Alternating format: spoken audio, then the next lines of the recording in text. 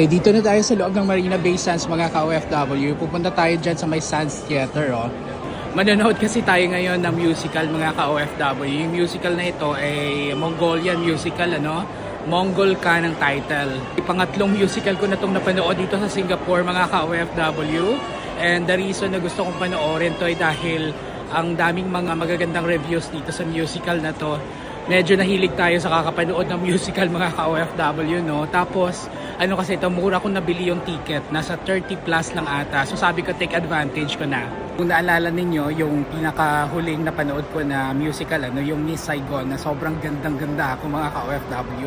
Kahit nasa tuktok ako ng Sands Theater, ano, talagang ramdam ko pa rin talaga yung intense ng musical at ang ganda ng production mga ka-OFW. Ito yung poster mga ka-OFW. Ayan ah.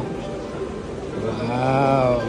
Okay, andito na tayo mga ka-OFW sa may Sands Theater. Ito yun, no? Wow, ganda, no? Okay mga ka-OFW, since nakabilin tayo ng ticket online, papasok na tayo, papresent lang natin yung ating online ticket dito. Dami ng mga tao ngayon mga ka-OFW, nagsisipasukan na sila. Nakapasok na tayo mga ka-OFW, pero hindi ko alam kung saan tayo upo.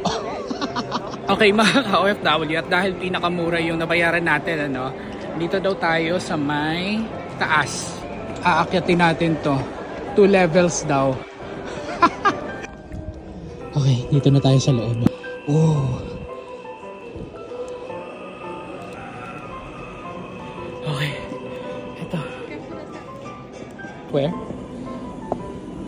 This one? Okay, thank you. 16? No photo, I'm giving the video. Thank you, enjoy. Thank you.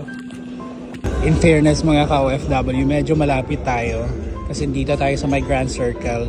Naalala ko nung nanood ako ng Miss Saigon, nasa pinakadulong-dulo ako mga ka-OFW, kaya sobrang liit na nakikita ko. Pero ngayon mga ka-OFW, medyo malapit na tayo. Eto oh.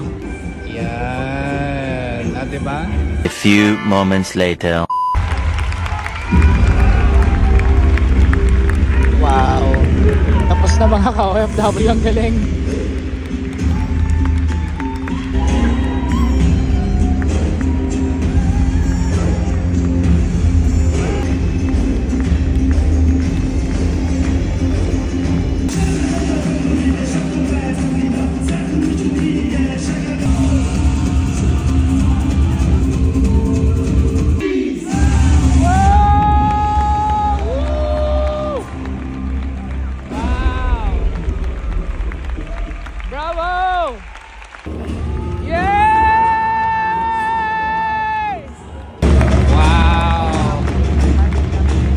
Tapos din mga ka-OFW, halos 2 hours din yung show. Grabe, sobrang ganda. Worth it mga ka-OFW. Mongol Ka. Grabe, sobrang na-enjoy ko.